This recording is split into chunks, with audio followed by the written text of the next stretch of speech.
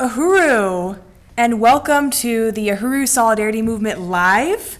We have a fantastic and timely program tonight on the whole struggle at the colonial border, and we are really excited for tonight's interview with our special guest from Unión del Barrio, Benjamín Prado. Uhuru! Uhuru! Right on. He is with us from California. Welcome, compañero Benjamín. Uhuru. Yes, for an invitation to the Uhuru Solidarity Movement. Of course. Thank you for coming on. It's great to see you and hear from you again. And also with us is Penny Hess, the chair of the African People's Solidarity Committee. Uhuru salute to Penny Hess. Uhuru, it's an honor to be here. Yes, and I just really want to welcome everybody who's tuning in. We go live from the Uhuru Solidarity Movement Facebook and YouTube pages every other Tuesday, and we talk about cutting-edge topics with the purpose not just to talk about the world, but to change the world and put forward an anti-colonial analysis from colonized people. So this whole question of people attempting to cross the border is the reality of a colonial border imposed on indigenous people of this hemisphere, what's referred to as North America, who are simply making the choice to live on their own land and pursuing their stolen resources. The border question is a really critical issue today, and we are honored to be able to speak with Benjamín to give an analysis from Unión del Barrio of what's really going on. Uhuru. So before we start the interview, we just want to introduce, why we go live and what this is all about and what is the Uhuru Solidarity Movement. Well, Uhuru Solidarity Movement is a mass organization of the African People's Solidarity Committee, which is an organization created by the African People's Socialist Party, an African Workers' Revolutionary Party, and they created the African People's Solidarity Committee to organize white people under their leadership with the task to go into our own white communities and white families and white groups and organize with the question of reparations, that the reality that everything we have in the white community is a consequence of 600 years of a system built on the enslavement of African people and the genocide against the indigenous people of this land, and that we must stand in solidarity with Black power and colonized people struggling for liberation to be a part of the human family and take responsibility for the legacies of slavery and colonialism. So we go live to raise resources to the Black Power Blueprint, which is an incredible program of the African People's Socialist Party. It's a partnership between Black Star Industries and the party's nonprofit, the African People's Education and Defense Fund, and it's led by the incredible deputy chair of the African People's Socialist Party, Onezene Yeshitela, Uhuru deputy chair, and who read the political report from Chairman Omali Yeshitela, who is the visionary leader of the African Liberation Movement, the chairman of the African People's Socialist Party, and the founder of the Uhuru movement. And he wrote that it was really critical that the African working class must collectively buy up properties and turn them and transform them into institutions that are collectively owned and by the community to be able to begin the process of feed, clothe, and housing themselves as a free people that are self-governing, self-determining people. And Deputy Chair read that and came to St. Louis, where there's over 25,000 abandoned buildings, primarily in the African community. And you see all these eyesores that, African children have to walk by on their way to school. It's a very demoralizing scenery, and it is these buildings that imperialism has let rot in the African community. And what the Black Power Blueprint has done, led by Deputy Chair Onezene Yeshitela and other really incredible members of the party like Tacharwa Masimba, and Nzeyi Simukai, have bought up these properties and transformed them into things like the Uhuru House Community Center, which we're sitting in right now. So we're sitting in the house that Black built, and it is such an honor to be here. Beautiful. You would not believe what this used to look like. And us in the African People's Solidarity Committee have been organizing to raise money from the white community to this project as a stand of reparations. So this is about political and economic power in the hands of the African working class, and it's right here in St. Louis, and we're in 4101 West Florissant Ave.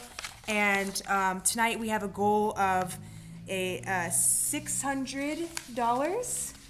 And That's right. we want to thank Benjamín, our guest, who actually contributed $100. So Last time. Yes. Because I just want to say that 2 weeks ago, we had a huge tornado warning, and we actually didn't get hit here in St. Louis, but Jefferson City, which I guess is the capital of Missouri, got hit, and some people got killed. So anyway, it was good. We had to leave the building and go out. But so luckily, want to thank Benjamín for agreeing to come back on tonight. We're so excited to have you. It's very, very great to have you here, and as always, to discuss these incredibly timely issues and questions of what the U.S. is doing on this stolen border that actually belongs to the indigenous people. So I know you have a few more things to say before we start. Yes, before we get started, just wanted to give people a few more updates on this incredible project. Well, first, this community center that we're in was completely falling apart, had no floors, and it was transformed in 10 months into a state-of-the-art community center from Mexican and African very skilled workers that, just built this beautiful space that actually stays within their own community. Because we live in a system where the labor value of African, Mexican, other colonized peoples goes to benefit the white community. This project is reversing that whole process and keeping it within the oppressed African colony for the community to use. And to reclaim their culture and have their own space to organize on their own terms. It's really powerful. And then now the African People's Education and Defense Fund acquired more buildings, including a condemned building at 4368 College Avenue, right down the street, which is going to be demolished tomorrow. Yes, and that's going to be live streamed at around 10 o'clock Central. Yes. Please tune into Black Power Blueprint Facebook page and watch this demolition, which is very exciting. Yes, and it is not, it's not cheap to demolish a building. And so these resources are urgently needed. If you could see St. Louis and the North City, how many of these buildings are falling apart and that have the potential to stay within the hands of the community. And that's the purpose, is keeping them in the hands of the community so that big money and white developers can't come in and take over the community, which they are trying to do and annihilate the African community. So it's very urgent that we raise these resources to forward these projects. And there's a lot of ideas for what can become of these abandoned buildings. One of them will be turned into housing for Africans coming out of prison that will be part of the Uhuru Movement's African Independence Workforce Program, getting job training, getting housing stability, being brought into political life by the African People's Socialist Party. And then, of course, this building that's going to be demolished tomorrow will make way for a community basketball court. A basketball court being put in by the Black Power Blueprint for this very, deeply impoverished African community here, and it's going to be really powerful. Yes, and then the last thing is that the landscape architect that the movement is working with has submitted a plan for the One Africa, One Nation marketplace site right across the street, which will have a stage and beautiful landscaping, and the artist is flying a beautiful red, black, and green flag on a 50-foot flagpole that when it's raised, African children on the school bus put their fists out the window and traffic stops. So this project is amazing, and we're calling on you to donate at blackpowerblueprint.org because your support makes this possible. So we really want to raise this goal. So before we even start the interview, if you want to go to blackpowerblueprint.org and donate now, that would be deeply appreciated. And we have a couple more people to thank before we start. Guy Berliner From Portland, Oregon, gave $50 earlier. Uhuru Guy. Yes, thank you. And I want to join in thanking Benjamín, who put in $100 2 weeks ago, as we said. That was really powerful. And then Penny has put in $29. $29 just to round it out, so to be at 11,000. Yeah, I guess we don't like odd numbers. We don't like odd numbers, so we have 521 yet to raise tonight. Uhuru. So we can do this, and this is very powerful. So I just, really want to, again, warmly welcome Benjamín Prado of Unión del Barrio from San Diego, who's on with us tonight, and just so excited to be able to talk about these questions that are in the headlines every single day. This question that has never gone away and will not go away, that started in 1848 and 1849 when the U.S. discovered gold in California and swooped down to seize the land and waged a war against the sovereign country of Mexico at that time. And that was a huge percentage of the U.S. land. So we want to talk about that tonight. And so welcome, Benjamín Prado. Thank you so much for coming on. Thank you very much, Penny Hess. Thank you very much to the Uhuru Solidarity Movement for having invited us to participate in this timely discussion. We recognize the significance of the Uhuru Solidarity Movement, very specifically the African People's Socialist Party, for their tremendous leadership in providing ideological clarity on many of the issues and questions that even affect us as Mexicans here, as Mexicans, Latin Americans throughout this continent, as indigenous peoples to this hemisphere. And really salute the 33-year history of our organizations and fraternal unity against our common oppressor, our common enemy, colonialism, capitalism, and U.S. imperialism. So I really appreciate the unity and the effort and work in building these platforms in order for us to build a stronger clarity and understanding on the issues that constantly are displacing, exploiting, and oppressing our communities. So salute to you all, and thank you for the invitation. Uhuru, and thank you again.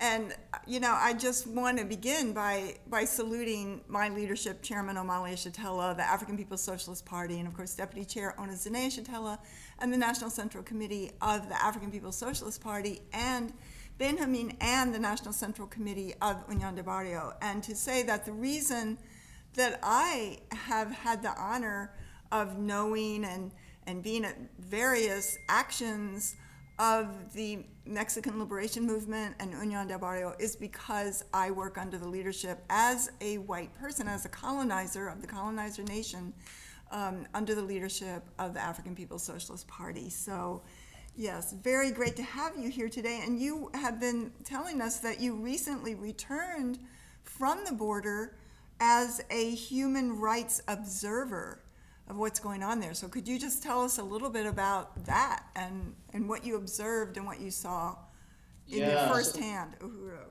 well, as part of my employment, because as Unión del Barrio members, we unfortunately, we're still having to attend to uh, our employment, right? And having to, we're a 100% volunteer organization and trying to build the organization so we can someday have professional revolutionaries. But unfortunately, at this point, we still have to attend to our employment, and as part of my job, I went down to Mexico in a human rights observation mission to really document and look at what are some of the Mexican policies that are put into place that are actually being used to detain and arrest and deport many of the migrant exoduses that are coming from Central America, the majority indigenous peoples who have for millennia migrated historically on this continent, but who, because of political borders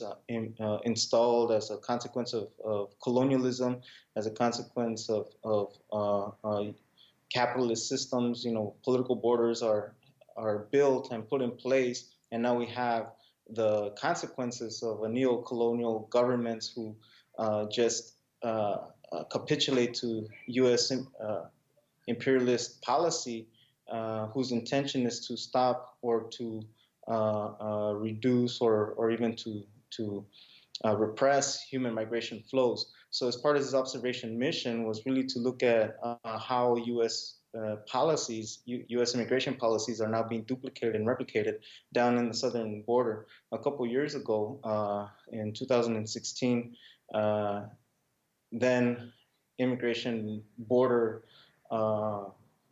representative for the United States, Alan Burson, on behalf of the Department of Homeland Security, said that the U.S. border now is the border between Mexico and Guatemala as part of a larger militarization plan known as Plan Mérida and Plan Frontera Sur, with the objective of employing the same tactics, the same militarization on Mexico's southern border. And so part of this mission was really to observe and look at how U.S. policy is actually being put into place in the southern Mexico state of Chiapas, bordering Guatemala. And the results were not surprising, unfortunately, where we saw people being detained. Many Haitians, primarily, is one of the biggest group of refugees, migrants that are coming down through Guatemala into Mexico. And in just one stop, we saw at least about 100 Haitians being detained by by Mexican immigration authorities. And in the past couple of years, since 2006, Mexico has been the largest deporter of Central American migrants after the United States. So Mexico is a primary deporter of many indigenous peoples and other peoples that attempt to enter into the United States through Mexico's southern border. And so, it was clear that there was no real protections of individuals, and we have to say that while we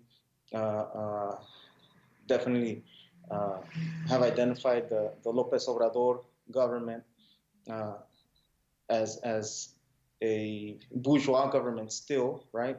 But that there is some certain marked differences that later on we can probably get into that distinguish it from its previous predecessors, which were a bunch of sallow, bootlicking, definitely lackeys of the United States. And so, there's definitely the need to highlight their attacks, to highlight how they continue to still submit to a lot of the policies that the United States puts into place and forces Mexico in many respects to actually deport our own people. And well, let me just ask you: were you at San Isidro, or were you at a different site? or were you Oh, on? no, I was in Chiapas, Mexico, Oh, you were deep in Chiapas. into Okay, I got it. Mexico, So you Mexico's were southern border, serving the border between Mexico and Guatemala.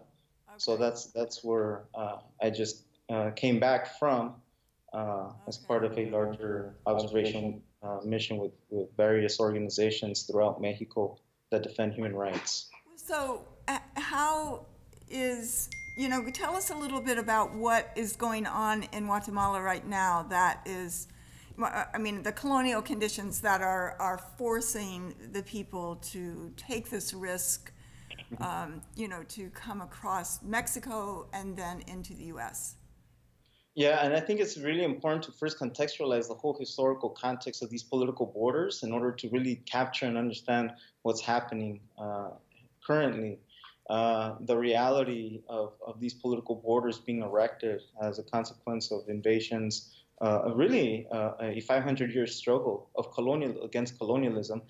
These borders were really erected to establish these nation states. The United States as the primary imperialist power, even as early on as the 1800s.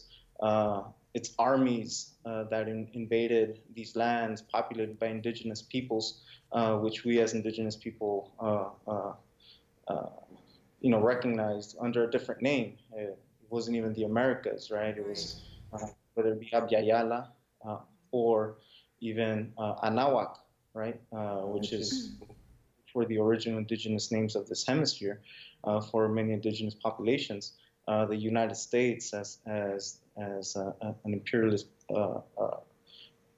power, invaded our lands, uh, kicked off many of our indigenous nations off of our lands, and put us in these concentration camps known as reservations. Then the invasion of then Mexico, who had gained its independence from Spain after more than 300 years of colonial rule. Uh, and it's really important to highlight that at Mexico, it was really an indigenous and anti-colonial struggle that formed the Mexican nation, even though the other sectors of the petty bourgeoisie took over governing after the independence struggle. Mexico had abolished slavery by 1821 and created the conditions for the Mexican state or the Mexican nation to to grow and to build. And it's important to highlight that California, Arizona, Nuevo Mexico, Colorado, Texas, New Mexico, and Wyoming were all part of that Mexican nation by 1821. And unfortunately, we had the situation where under the concept, the white nationalist concept of manifest destiny, the United States invaded Mexico precisely to expand slavery in 1846 through 1848. The objective was really to expand slavery for the southern states. And Mexico, who had abolished slavery by that time, had a contradiction with the United States upon them especially settlers coming in and trying to expand slavery. So that's important to note that the current political border was born from a conflict. It was born from a war, from an invasion and an occupation of our indigenous lands. And so now we have a situation where we as not only did Mexico as a nation lose half of its national territory and the economic resources, but now Mexicans become foreigners on our own land and subject to all kinds of white nationalist, white settler hostility in the form of land displacement, in the form of subjecting our labor to this capitalist economic system. Many of our peoples continuously being attacked and erased through horrendous acts of genocide against our peoples. And so that's the historical backdrop on how these political borders came to be. And fast forward to today, where we have economic policies that were implemented, but at least in the recent past, right, since the 1990s, we have this neoliberal economic capitalism still in a very parasitic form, right? But now having to deal or have these neoliberal, these sellout neocolonial puppet governments impose a policy of privatization of absolutely everything, including healthcare, education, housing, and even access to land. So it's not necessarily a new phenomena of being displaced from our lands, but what's distinct is this role of the state, the role of governments in facilitating this displacement. It's important to note that Guatemala in particular, in the 1950s, 1954 to be specific, had elected Jacobo Arbenz in Guatemala, who actually created land reform to ensure that the population had a piece of land to grow their food, to feed their family, to put a roof over their heads. And the United States, in its imperialist ways, invaded Guatemala and overthrew Jacobo Arbenz and ensured that they had a puppet government there to stop any kind of land reform from taking shape in Guatemala. And since then, there has been constant attacks, constant genocides, attacking indigenous populations, displacing these indigenous populations for the benefit of wealth extraction in the form of gold, in the form of land and water, and all kinds of different projects that only benefit the national bourgeoisie of those countries. And so the situation today of these massive migrant exoduses that we see is a consequence of many years of imperialist aggression, of capitalist exploitation, even coups that have happened. Because Guatemala is not the only case. We can look at history and see that even in the most recent case of Central America, we have the case of Honduras, where a president that was elected into office by the name of Manuel Zelaya, who had decided not to go the route of economic neoliberal policies, but instead nationalize many of its natural resources and align itself with the Bolivarian Alliance for the Peoples of Nuestra America, was quickly taken out by the Obama administration in 2009 under the direction of Hillary Clinton and create a coup, a military coup that removed him, that created much of the violence that we see today and much of the reasons why people are leaving Honduras in the first place. And so again, this constant military imperialist aggression towards the peoples of this hemisphere are the real root causes and reasons why people are leaving their lands. And so that's a very broad, very general kind of overview of what is happening today, providing that context of these migrant exoduses that we see taking shape. Uhuru, thank you. I think that I really appreciate the context that you have put this in, and the whole question of colonialism, and of course, being in the African People's Solidarity Committee under the leadership of the African People's Socialist Party, it is the absolute unconditional stand of the party that this land, all of this land of the entire hemisphere, belongs to the indigenous people. And that's whether, of North America, South America, the indigenous people, this is their land. And the same genocide has been perpetrated against them in order for the colonizer nation to settle in here and to reap the wealth and to, live in a society in capitalism built on genocide and the enslavement of the indigenous people. So we want to recognize that this is your land, and that no white person has any legitimate claim to any real estate on this land whatsoever. This belongs to the indigenous people, and that is a struggle. Mm-hmm. When we see, as you're saying, this is the indigenous people's land. This is a false border. People are crossing, or coming to, moving around in their own land, and certainly on top of that, pursuing the stolen riches and wealth that has been, accumulated in the United States. And, I just wanted to start by saying that. And I think that the conditions in Guatemala that you're talking about, I do remember in the 80s, I believe, and in the 90s, there were massive genocides against the indigenous people of Guatemala. Into the hundreds of thousands of people killed. Isn't that correct? Yeah, that's right. And, it formed part of a counterinsurgency against the movement, political movements in Central America who were actually gaining and coming to power. It's important to note, that by 79, Nicaragua had been Yes. struggling and come to power under Sandinistas, and we had this counterinsurgency. The United States sending mercenaries and all kinds of weapons Yeah. to try to overturn the Sandinista government.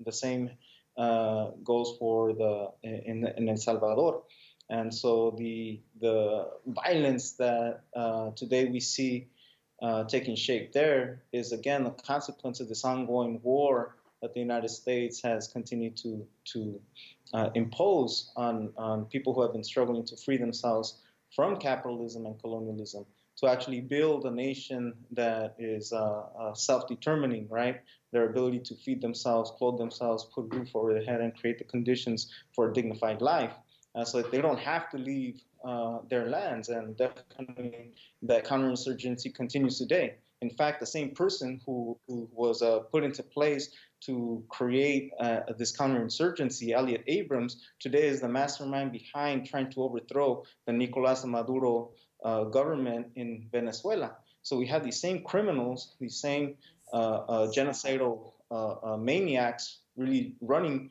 the tools or the machine of empire to try to worsen the conditions of our peoples and nations throughout this hemisphere.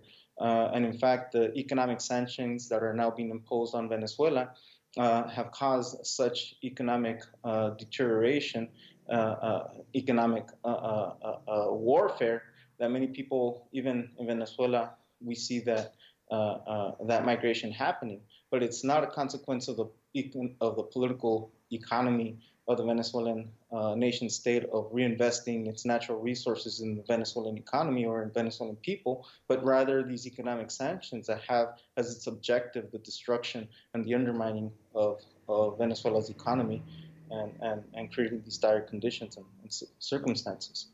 I So mean, it's I, important yeah. to highlight.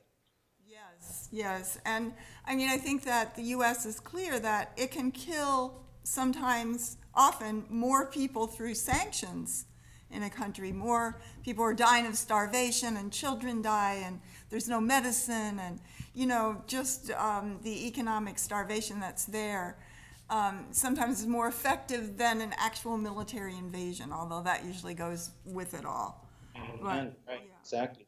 And I think it's worth noting with the heroic exception of Cuba, right? Even with 60 years of economic sanctions, with 60 years of blockade, economic, commercial, and financial blockade against that revolutionary country, we see that Cubans are actually able to provide not only healthcare for its own population, not only education for its own population, but it's been able to even send the few human resources, or the human resources that it does have, into other countries to eradicate illiteracy, to eradicate these types of illnesses that are very much curable in countries that have been economically deprived of their own natural resources because of capitalism and colonialism and these economic neoliberal policies. So I think that that's also notable to highlight, because the United States today has an ongoing war against not only Cuba, Venezuela, but also Nicaragua, which has already threatened to invade these countries again through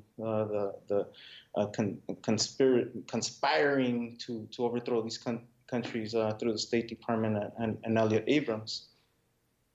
I think that's so important because, you hear the U.S. likes to put forward that people are escaping these horrible conditions in their country to come to America and be free, to come to the United States and be free, I should say, and they, as if it were not the United States that created those conditions and created havoc and divide and conquer in El Salvador as well, because that was a revolutionary country that took place in the 80s, right after after Nicaragua, the Nicaraguan Revolution, and now the same kind of thing of what the U.S. creates also inside the U.S. This divide and conquer and horizontal violence that takes place in a fight over just meager resources for the people to be able to survive. That's right, and I think that that's the fear mongering that even all administrations have engaged in, really to try to highlight as these migrating populations as somehow an economic threat to the United States or an economic threat to other workers and other colonized populations. I think it's really important and significant to highlight that even the United States and the American way of life, its economic prosperity is dependent on the exploitation and extraction of resources the world over. I mean, we have to highlight the grotesque inequalities that exist as the United States as the imperialist power that it is in relationship to the rest of the world, where it only amount or constitutes 5% or less than 5% of the world's population, yet consumes 35% of its natural resources. And I think that this is a very significant and fundamental analysis that Chairman O'Malley contributes with this whole question of this uneasy equilibrium, because the United States way of life depends on the oppression of the peoples of the world. Absolutely, absolutely. And we're going to get back to this discussion, which is so profound, and really appreciate this so much, and there's so much to talk about. I just want to thank a few people really quickly, because, this is a powerful stand for us in the white community to be able to contribute as reparations to the Black Power Blueprint, which is the ability of the African working class to have some political power over its own lives and community, and by returning the stolen resources that we have hoarded here in the white community, sitting on the pedestal of the oppression of African people on stolen land and the genocide against the indigenous people, which is so profound and just deep to think about. And you can see all of the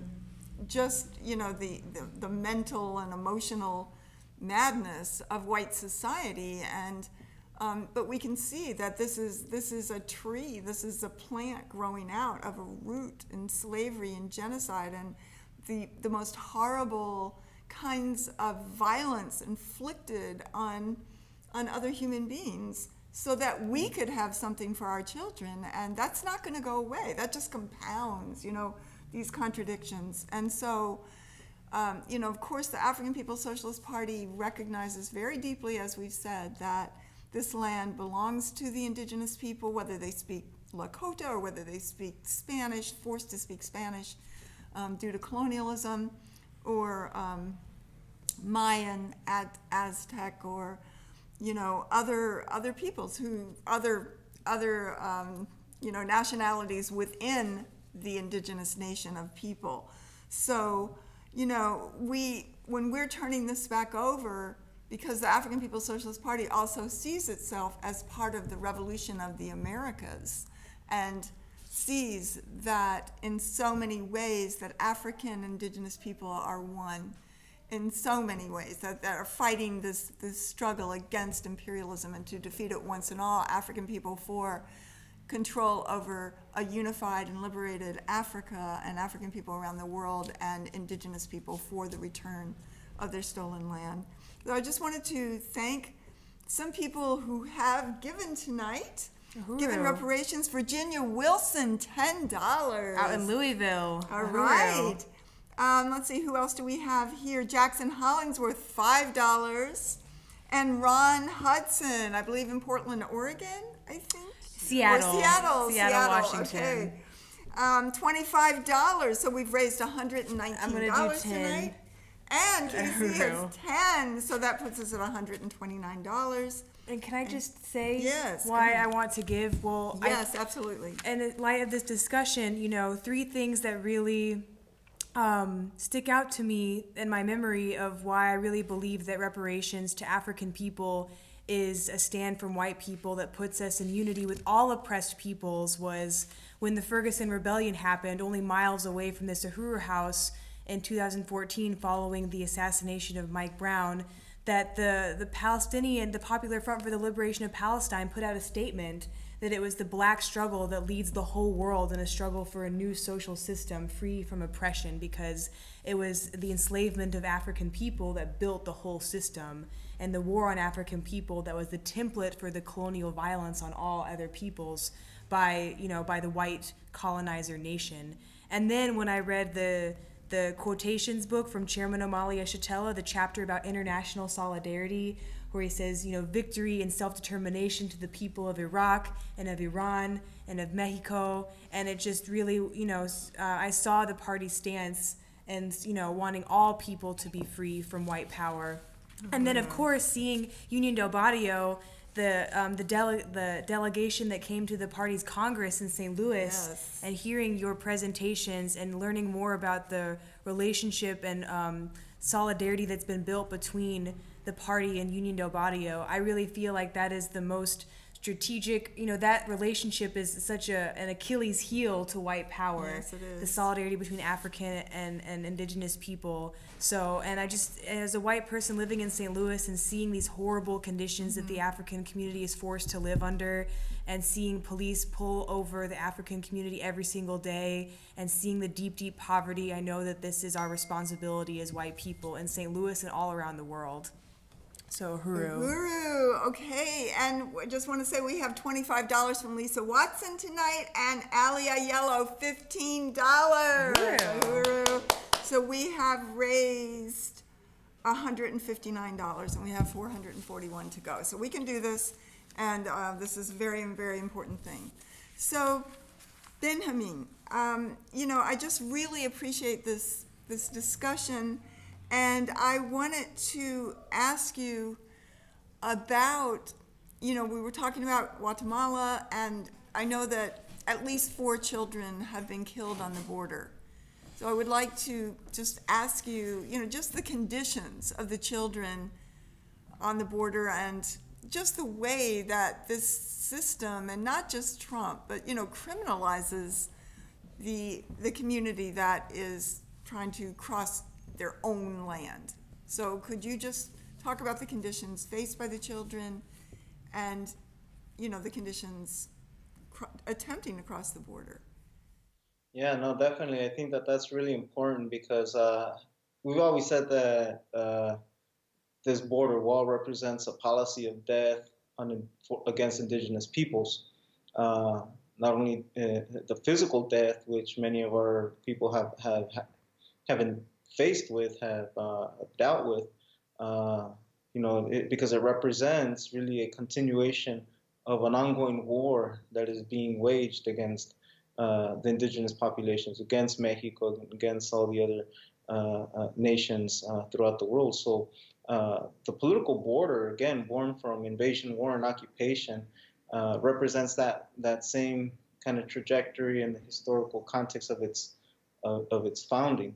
In 1994, the building of a physical barrier under the Clinton administration was really the reason of that we saw an increase of people dying in the mountains and deserts by building these physical barriers in the urban areas along cities along the entire border, whether it be Tijuana and San Diego, or in other parts along Ciudad Juárez or El Paso.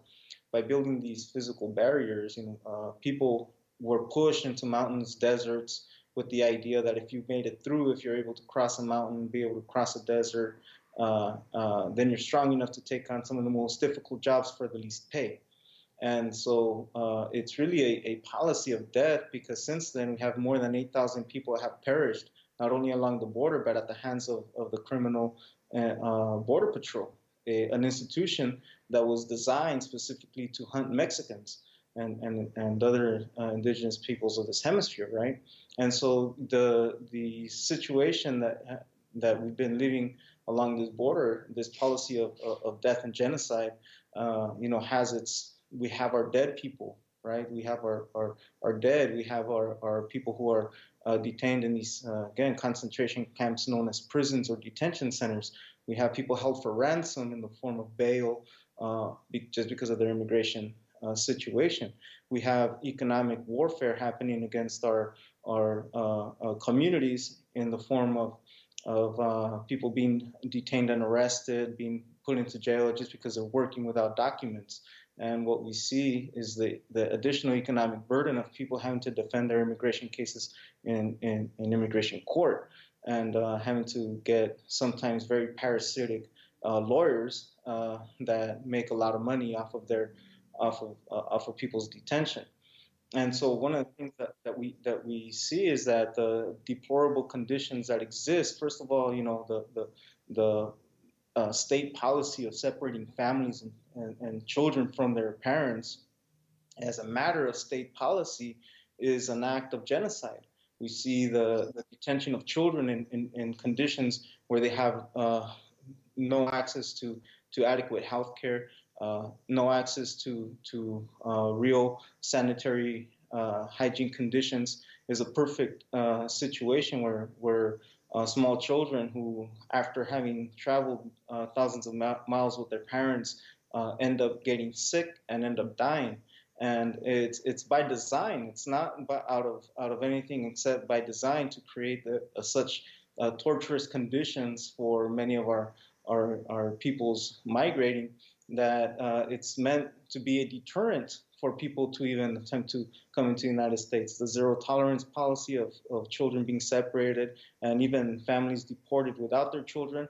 Again, it's a crime that is happening and that is taking place, to the detriment of our families, of our communities. And so what we see specifically with the death of these indigenous children, because there were four, it's going at a rate of one per month since December. We see people dying at a rate, especially young children dying in custody, at the rate of one person per month. And even if we get into the technicalities, which is not really the point, right? But even technically, many of these children weren't even supposed to be in detention, because there's these legal cases where children shouldn't be detained not more than 72 hours. And it shows that some of these children have been detained for weeks, or at least in certain cases have been detained for weeks at a time. So it even goes to show that this, not only this administration, but all administrations historically have not even respected their own laws, right? Mm-hmm. And it shows that what is our responsibility as a Mexican population, as an indigenous population, as people of this hemisphere, is to organize ourselves, is to defend our communities against this hostile system, this hostile colonial system known as U.S. capitalism, U.S. imperialism, that has this a political border on our lands. And we need to struggle and organize ourselves, create the conditions in terms of political consciousness of what's in our best interest, economically, politically, and socially, and get rid of this economic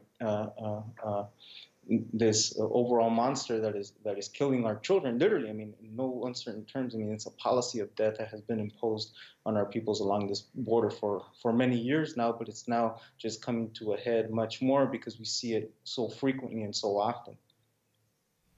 Yes, I mean, this is such good discussion and really, really helpful. And I really appreciate what you said about it's not just the Trump administration, even though, of course, Trump has a lot of press coverage over this. But, you said all administrations, and especially Obama. Can you talk about what happened under Obama?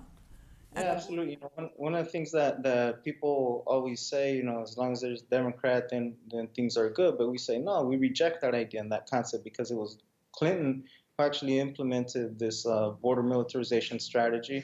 It was heightened by George Bush and his war of terror against our people. And then we have Obama, who consolidated all the repressive apparatus under the Department of Homeland Security and provided unprecedented amount of funding to the to Immigration and Customs Enforcement, a specialized force that goes out and hunts our families at their homes, at their places of work.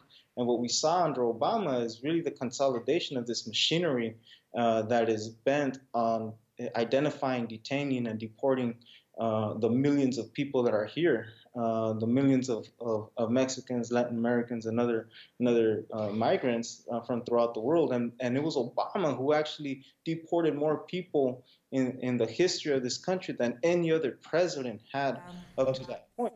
And turned over this machinery, turned over this well-oiled machine of repression to this to this individual, to this reactionary white nationalist, openly white nationalist pig, right? And so what we see now is the intensification or acceleration of the same policies that were put into place several decades ago, but more so refined and consolidated under the Obama administration. And so, we don't buy this idea that Democrats are our friends. In fact, everything history shows that they're anything but our friends. In fact, they do a lot more harm because they provide an appearance that somehow, we're progressing, or somehow we're changing things, when in reality it's done under black or brown face. What we need to build is our own independent political organization that is able to defend our interests as a working people, as indigenous peoples to these lands, to reclaim our labor, to reclaim our land, and reclaim our resources, so that we don't have to migrate, right? So that we don't have to leave our places of origin, so we can feed ourselves, put a roof over our head, and create the conditions of dignified life without having to sacrifice ourselves or come to a hostile environment to deal with all these attacks. Uhuru, I just really unite with that, and I think that is a really, really important point.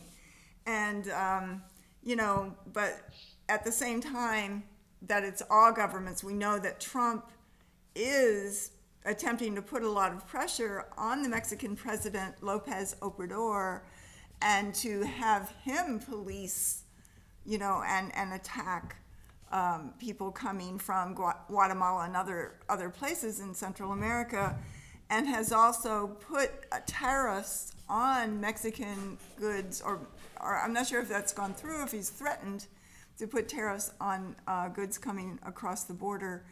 So could you address that, and what is happening, and how has this deepened crisis inside of Mexico itself? Yeah, and I want to say that it doesn't happen in a vacuum, right? It's not just because of the white nationalist character of Trump that he wants to just impose tariffs because he hates Mexicans, which is true, but it comes from a reorganization of the North American Free Trade Agreement. In fact, just a few days ago, it was introduced or it was pushed forward in legislatures, not only in Canada, the United States, and Mexico, to actually ratify a negotiated or a renegotiated North American Free Trade Agreement that I'm not even sure what the hell it's called, but they are actually discussing those issues now. And one of the things that we saw is, at least during this administration of Lopez Obrador, the Mexican government negotiated not to privatize its oil-producing industry or sector. And that's significant because Pemex, Petróleos de México, is one of the most important revenue-generating industries for Mexico as a whole. And so the previous administrations prior to López Obrador were determined to privatize Pemex, were determined to sell off Mexico's petro industry to the United States and to these private corporations. And in this renegotiated agreement, Mexico decided not to do that, to in fact double down on the nationalization and to build an actual oil refinery so that Mexico didn't have to sell crude oil to the United States and buy back gasoline, which is what was happening.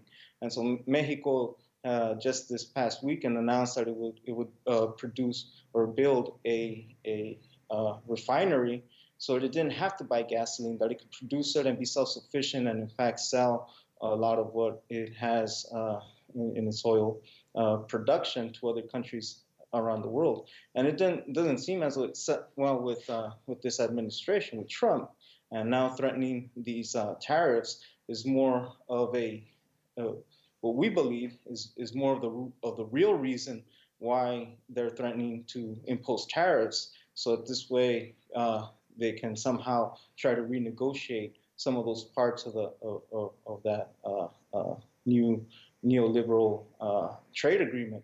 And I think because it's important to really highlight and look at the different policies that Mexico has assumed, even though it's still a bourgeois state, even though the economic power still rests within the capitalist the capitalists that have investments in Mexico.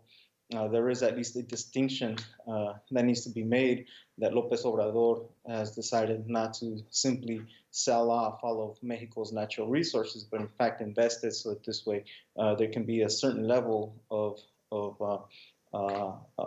economic resources coming into Mexico's economy.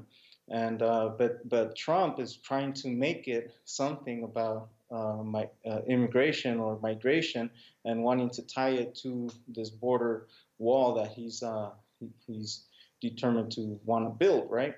And so it's again, it's all this trickery on behalf of the Trump administration, really wanting to utilize the most vulnerable sectors of our communities, those that have absolutely nothing, and trying to use the Mexican government to implement a policy of repression, which it already has, but wants it to double down on it and become that much more repressive. And I think it's at least important to note that Mexico has responded in what could be considered a minimally dignified way, that says we're not going to be bullied and we're not going to be pushed around. So I think that's important, but it's not what is going to stop the situation of people migrating. And what is also really fundamental for our community is that we need to be organized to advance a political agenda that doesn't have to depend on these tariffs, that we can actually build our own economy and not have to depend on these negotiations amongst these nation states, but actually build our own independent political and economic capacity to, again, feed ourselves, clothe ourselves, and put a roof over our head. But that requires organization. And like we've said historically, liberation cannot happen unless we're organized. And that's one of the main messages, for those people out there who are listening, those people who are engaged in a political movement, who consider themselves, somewhat conscious, or those who consider that, politically aware, that they join an organization that has and is aligned with an anti-imperialist strategy, and organize ourselves out of this terrible situation that has been imposed on us. Because these tariffs, again, is an expression of an economic hostility that is not only directed at Mexico. It's directed at Canada. It's also directed at China. It's also directed at Japan. This administration is bent on perpetuating and building the very dangerous conditions for even a world war, right? I mean, economic tariffs are one dimension of a larger war taking shape, or building up towards something that's even much more dangerous for the peoples of this world. I just wanted to ask you also, so the ability of the president, López Obrador, to take this stand comes from resistance and the pressure from the people. Is this, inside of Mexico and in Central America? Could you just discuss that? Because the U.S. has done a lot with counterinsurgency to try to to wipe out the progressive movements that we've seen in the last several years throughout South and Central America. Yeah, absolutely. And there's no way that López Obrador would have even come to power had it not been for the popular struggles and movements throughout Mexico that were already fed up with the neoliberal lackeys, with all the neo-colonial puppets that were installed in the previous administrations to López Obrador, and it is an expression of what has been a powder keg waiting to erupt, because there was absolutely no democratic space in Mexico, and people have been resisting the teachers movements, the electrical workers, the zapatistas, Yeah. states of Mexico, all rising up against this vicious parasitic capitalist economic project. And even in Central America, right, where we see peoples and organizations really building their capacity to wage political struggle, but again being dealt with massive militarization through Plan Mérida in Mexico, the assassination of many political leaders, the kidnapping of students, the assassinations and incarceration of other political popular movements, is replicated itself even in Central America. Honduras being one of the most repressive, Berta Cáceres, who had led an important land movement in Honduras, was assassinated shortly after the political coup in 2009. And we saw this massive repression happening and taking place throughout Central America.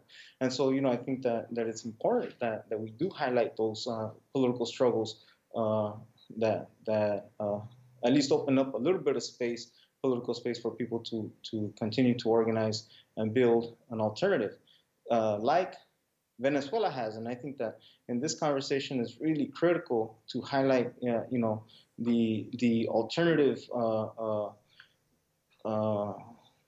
the alternative to capitalism, right? Which is socialism, which is what Venezuela, Cuba, and the countries that form part of the Bolivarian Alliance for the Peoples of Nuestra America, because that's the alternative economic pool of power, if you will, an alternative pole of resistance to capitalism was this socialist model that is continuing to be built under more difficult conditions now because of the coups, the soft coups that have been taking place throughout Latin America, where even Lula in Brazil had been imprisoned, where Dilma Rousseff was removed from power in some form of quasi legislative move, where we see a right wing fascistic type in Argentina, where we see a whole right wing movement taking shape throughout Latin America to reconfigure the economies in favor of U.S. imperialism, right? And so the struggles and movements of our peoples in Guatemala, in El Salvador, in Honduras, in Nicaragua, is really has been to try to at least gain a little bit of political space in order to struggle politically. But we see that the repression is so intense that many people have opted to migrate, have opted to leave, and leaving many of their families behind. And I think that's the at least the political opening that we see in Mexico, is that now there's a somewhat of a counterweight and balance to U.S. empires so close to the United States itself, right? Mexico is not what it used to be politically in terms of its lackey character, right, or its neo-colonial character, even though it has a lot of those elements. But there is at least some political space there where peoples are able to now engage in some form of political struggle that goes beyond just the ballot box. Wow, this has been really, really profound. And I mean, I just know that, the struggles of the people of South America, Central America, and Mexico have been the inspiration for oppressed and colonized and freedom-loving people around the world, from Nicaragua, El Salvador, Venezuela, Cuba, of course, and various struggles in Chile and, just so many other places that despite everything they do, they will never crush the struggle of the people. And we are in a period of the crisis of imperialism when the struggle of the people on the planet Earth is rising up again, and it is winning. So, this is very, very exciting discussion tonight. It's been such an amazing pleasure and honor to have you on and to have you with us on Black Power Blueprint Live tonight. Benjamín. Uhuru Solidarity Live tonight. Okay, we're on Uhuru Solidarity tonight, and we're raising money for the Black Power Blueprint. And I just want to thank Amy Davis, who gave $10 tonight. Our comrade out in Louisville. All right. Who came to the All Diamonds or Blood Diamonds event and is becoming a really active organizer there on the outreach team. Oh, how exciting. So we've raised $169, and we want to call on people to, to go ahead and anybody that's watching and be sharing this and putting out. We have the resources inside of the white population. Yes. Based on the theft of this land. I just wanted to raise that I read recently an estimate of what the land of the United States that has been stolen from the indigenous people, what that would be worth today in today's real estate market is $24 trillion. Wow. That's, if there's going to be a monetary amount, that land belongs to the indigenous people, that $28 trillion worth of, that is meaningless to the struggle for liberation and socialism, but it means everything for the people who are, in terms of the starvation and the inability of the true owners of this land to live and feed their children and be able to live without terror and the ability to produce and reproduce real life. So, I just want to call on people to go to blackpowerblueprint.org, donate, put in as much as you can possibly put in. Share it with your friends. Let's raise this resources. Yeah, let's get the word out. Even after this is over tonight, we want to continue to share this. This has been an incredible, incredible discussion with Benjamín Prado of Unión del Barrio tonight, and it's just incredible. So we want to call on everybody again to go to blackpowerblueprint.org. And let's get our numbers up. Okay, Tama Gadini, $5. Uhuru. All right, so we've raised $174. So let's get it up to at least 200, and we'll go ahead and make our remaining 426, even after we're offline. Yes. Any white person that you see that utters the word reparations, definitely send them the website, blackpowerblueprint.org, because as the African People's Socialist Party defines it, reparations means material solidarity with the struggle of African people for their national liberation in solidarity with all colonized people. And that's exactly what the Black Power Blueprint represents, that this land must go back to the indigenous people, and African people on this land are going to fight and on this land, and build on this land, but in solidarity with the indigenous people, with the ultimate goal that all of the birthright of colonized people will be returned to them, and we're going to make things right through the mass movement of reparations. Uhuru. Well, Benjamín, we just wanted to ask you what kind of actions or campaigns or other kinds of events that are coming up, sponsored by Unión del Barrio, and also where people can reach you or contact you, and your website and any kind of information that you want to give us. Yeah, so Unión del Barrio has been continuously engaged in an ongoing struggle to a strategy of community-level self-defense, building our capacity to build alternative institutions to that of the of U.S. imperialism, right? One of the things that we have happening on the ground is an alternative education school known as Escuela SLAN, where our young people are able to have an alternative education in their own communities, in their own barrio. that meets here, whether it be here at Centro Aztlán or other community centers throughout the neighborhoods, to to obtain an anti-colonial education as opposed to the colonial education that is provided in the school system.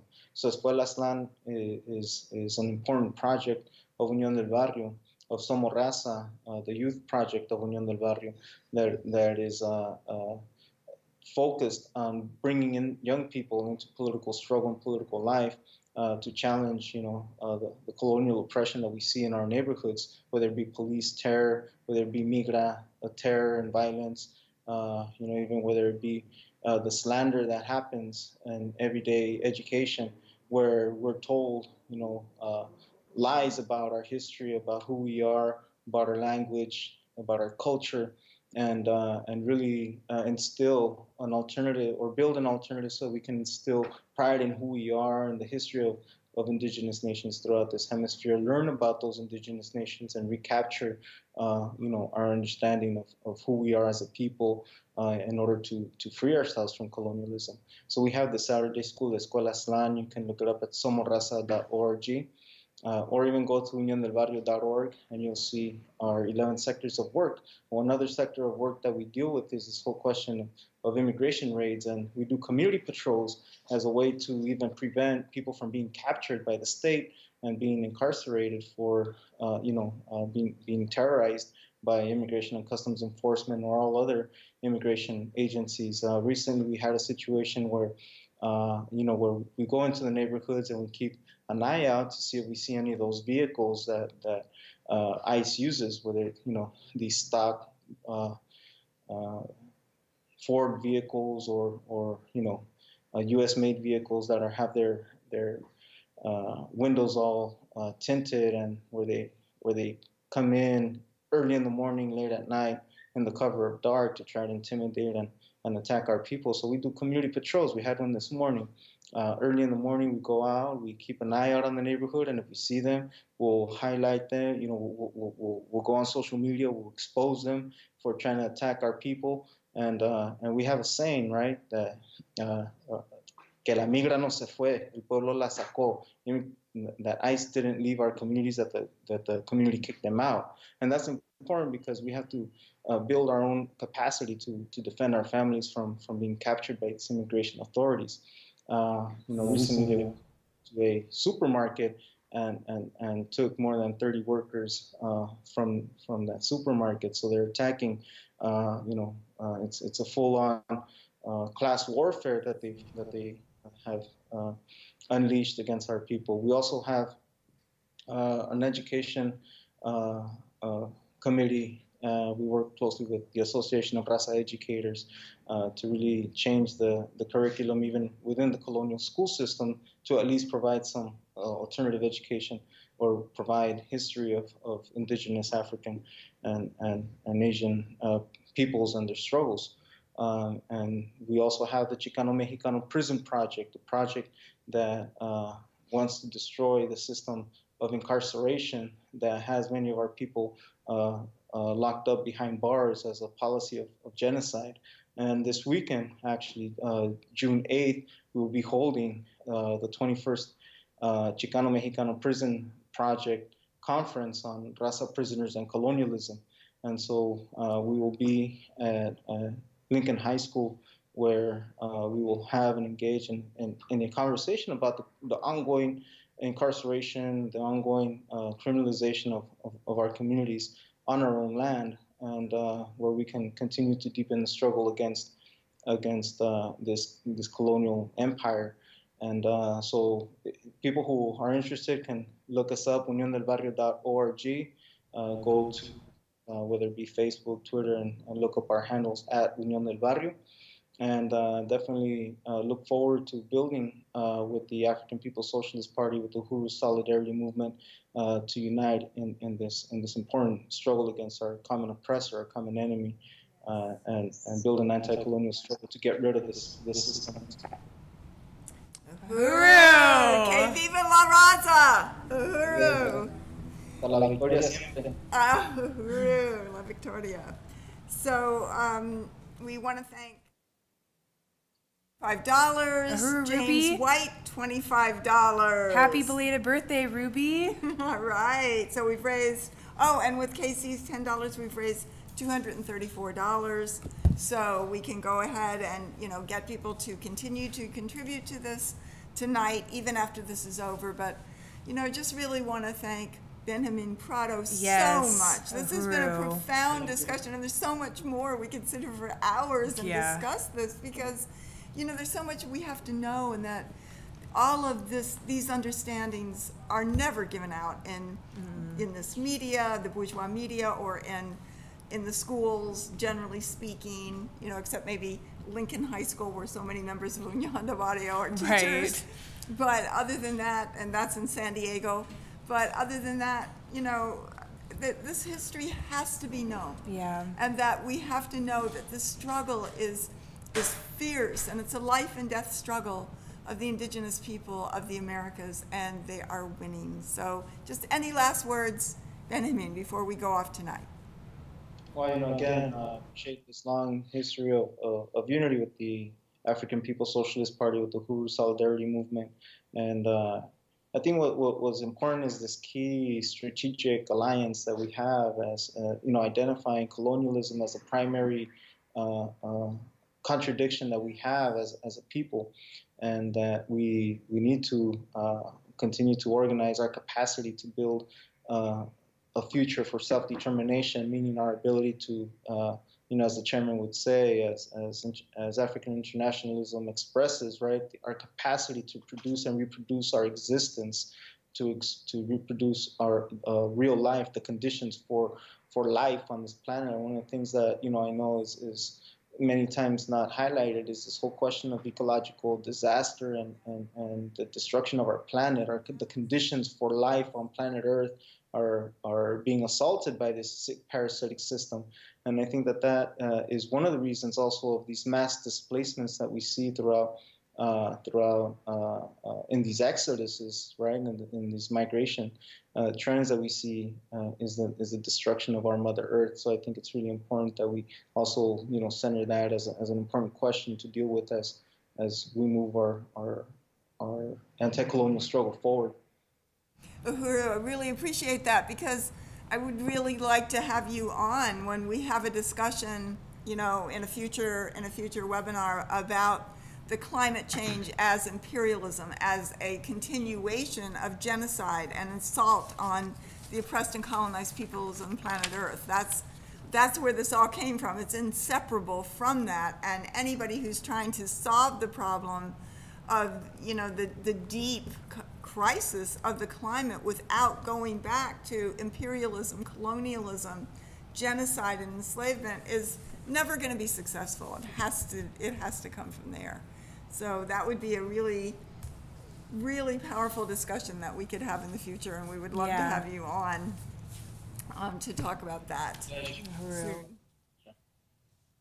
right. Well, thank you again, and we want to say unity through Reparations. Uhuru. Tune in tomorrow to the Black Power Blueprint page. It's going to go live to Yes. film the demolition. And then next Tuesday, 10 a.m. Central. 10 a.m. Central Black on Power Wednesday. Blueprint Facebook page. Yeah. Where we'll be live streaming the demolition of one of the buildings here in St. Louis, just a few blocks from the Uhuru House, to make way for a community basketball court that we're going to be raising resources for. That's going to be really, really a powerful addition to the Black Power Blueprint project. And then, last Diane Tournay, $20. Uhuru right. Diane. Uhuru. And then on Tuesday, June 11th, tune in again at the same time on the Black Power Blueprint Facebook and YouTube pages. We're going to be interviewing Gaida Cambone. An incredible, powerful, fiery. Badass. So it's going to be called Kicking the Ass of the White Ruling Class. All right. And one more time, unity through reparations. Uhuru.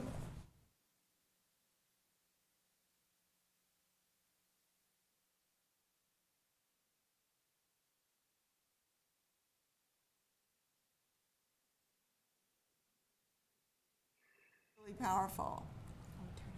Can you hear me? Yes, I could. Oh, okay. I can.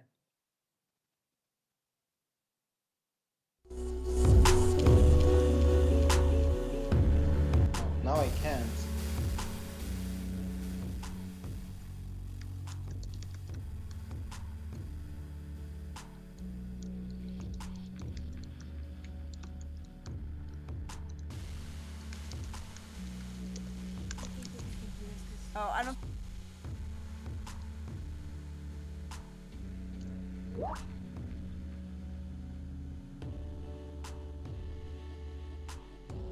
Yeah, I can't hear you anymore, so I'm not sure.